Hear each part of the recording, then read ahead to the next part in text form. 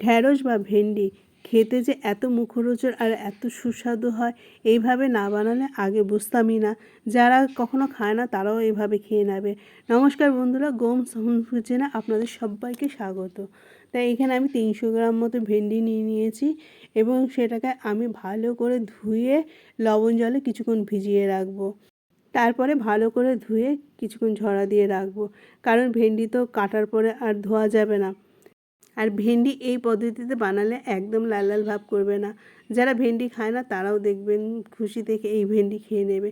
গরম ভাত রুটির সাথে ভীষণ ভালো লাগবে। ভেন্ডিটাকে এভাবে কেটে নিতে হবে, খুব পাতলাও না খুব মোটাও না, একটু মিডিয়াম সাইজের করে কাটতে হবে। তো এইভাবে করবেন, একদম ভেন্ডি লাল লাল ভাব করবে না। এই ভেন্ডিটা আমি একটু অন্যরকমভাবে রান্না করব, আর তার মধ্যে আমি একটা উপকরণ মেশাবো, যার জন্য ভেন্ডিটা হবে একদম মুখরোচক আর সুস্বাদু। তো ভেন্ডিটা আমার কাটা হয়ে গেল। তো এবার এর মধ্যে আমি কিছু মশলা মিশিয়ে নেব।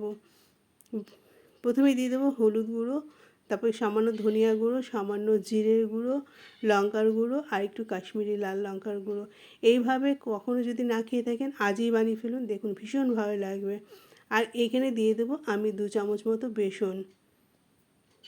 এই বেসনটা দেওয়ার ফলে একটু মুচমুচে ভাব আসবে, খেতেও কিন্তু দারুণ লাগবে। আমাদের বাড়িতে কিন্তু এইভাবে সবাই ভীষণ পছন্দ করেছে। এবার দিয়ে দেবো একটুখানি তেল। আপনারা এখানে সর্ষের তেলও দিতে পারেন, আজকে আমি সাদা তেলটাই দিলাম। কেটে রাখা ভেন্ডিগুলোর সাথে মশলা ভীষণ ভালোভাবে মিশাতে হবে, যাতে পুরো গায়ে লেগে যায়। আর আপনারা খেয়াল করেছেন এখানে কিন্তু আমি এখনও লবণ দিইনি, কারণ লবণ দিলে জল ছেড়ে দেবে। এইভাবে পুরো ভেন্ডিটাকে মেখে নিতে হবে। দেখুন কত সুন্দর করে মাখিয়ে নিয়েছি। এবার এটাকে আমি কিছুক্ষণের জন্য আলাদা রেখে দেবো। এবার রান্নার দিকে যাওয়া যাক। তো কড়াই বসিয়ে দিয়েছি, কড়াইটা খুব ভালো করে গরম করে আমি তেল দিয়ে দিলাম। এখানে আপনাদের দেখিয়ে দিই আমি কী কী নিয়েছি। গোটা জিরে, কাঁচা লঙ্কা কাটা আর পেঁয়াজ কাটা। তো প্রথমে আমি গোটা জিরেটাকে দিয়ে দিলাম। গোটা জিরেটা যে একটু ফাটতে শুরু করবে, এবার দিয়ে দেবো সামান্য একটু হিং। এই হিং দেওয়ার ফলে এই খাবারের টেস্টটা আরেকটু বাড়িয়ে দেবে।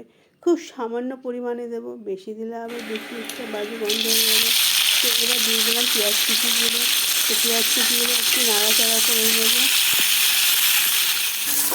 পেঁয়াজগুলো একটু নাড়াচাড়া করে নিলাম, খুব বেশি লাল লাল করে নিই। তো এবার দিয়ে দেবো কুচিয়ে রাখা লঙ্কা। আপনারা আপনাদের প্রয়োজন অনুসারে ঝাল দিতে পারেন। তো এটাকে খুব ভালো একটু নাড়াচাড়া করে নেব। এখানে আমি একটু বেশি পরিমাণে তেল দিয়েছি, যেটা পুরো ভাজা ভাজা হবে। তো এবার আমি দিয়ে দেবো ভেন্ডিগুলো। তো মশলা মাখানো ভেন্ডিগুলো দিয়ে দিলাম। তো এবার খুব ভালোভাবে নাড়তে হবে, যাতে নিচে না লেগে না যায়। এই পদ্ধতিতে একবার খেয়ে দেখবেন মুখে রয়েছে ভেন্ডি ভাজা। ভেন্ডি ভাজা কিন্তু ঢাকাও যাবে না, তো এইভাবেই নাড়াচাড়া করতে হবে। তো এবার আমি দিয়ে দেবো স্বাদ অনুযায়ী লবণ। আগে কিন্তু আমি একদম লবণ ব্যবহার করিনি, এখন আমি লবণ দিলাম। তো এইভাবেই নাড়াচাড়া করতে করতে দেখবেন একদম ভাজা ভাজা হয়ে যাবে।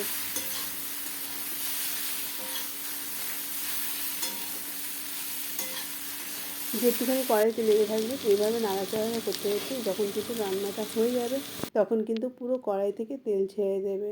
আপনাদের এর জন্যই নাড়াচাড়া করতে হবে, যাতে পুড়ে না যায়, পুড়ে গেলে খেতে ভালো লাগবে না। এইভাবে ভেন্ডি বানিয়ে দেখবেন একদম লাল লাল ভাব করবে না, আর একটা মুখরোচক সুন্দর খেতে লাগবে। আমি এরকম ছোট ছোট ঘরোয়া রান্নার রেসিপি শেয়ার করে থাকি। যদি আপনাদের এই রান্নাটি ভালো লাগে তাহলে অবশ্যই একটা সাবস্ক্রাইব করে লাইক দিয়ে পাশে থাকবেন। অনেকেই অনেক রকম খাবার রেসিপি শেয়ার করে থাকে, তো আমিও সাধারণত এই ঘরোয়া ছোট ছোট রেসিপিগুলো শেয়ার করে থাকি। আপনাদের ভালোবাসা পেলে তাহলে ভিডিও করার আগ্রহ অনেকটা বেড়ে যায়, তখন আরও ইচ্ছে হয় নতুন নতুন রেসিপি শেয়ার করি। কারণ ঘরে তো সবসময় হোটেল বা রেস্টুরেন্টের খাবার আসতে পারে না, তো মজাদার খাবার আমরাও বাড়িতে বানিয়ে ফেলতে পারি। তো একদম গরম ভাতে খাওয়ার জন্য তৈরি হয়ে গেল ভেন্ডি মুখরোচক খাবার। তো দেখতে পাচ্ছেন কতটা টেস্টি আর মজাদার লাগছে। আপনারা অবশ্যই এই পদ্ধতিতে একবার বানিয়ে খেয়ে দেখুন। যদি ভালো লাগে কমেন্ট করতে কিন্তু ভুলবেন না। তো বন্ধুরা, এতক্ষণ ধরে যারা ধৈর্য ধরে আমার ভিডিওটি দেখলেন তাদের অসংখ্য অসংখ্য ধন্যবাদ। সবাই ভালো থাকবেন, সুস্থ থাকবেন। আবার দেখা হবে নতুন একটা রেসিপি নিয়ে।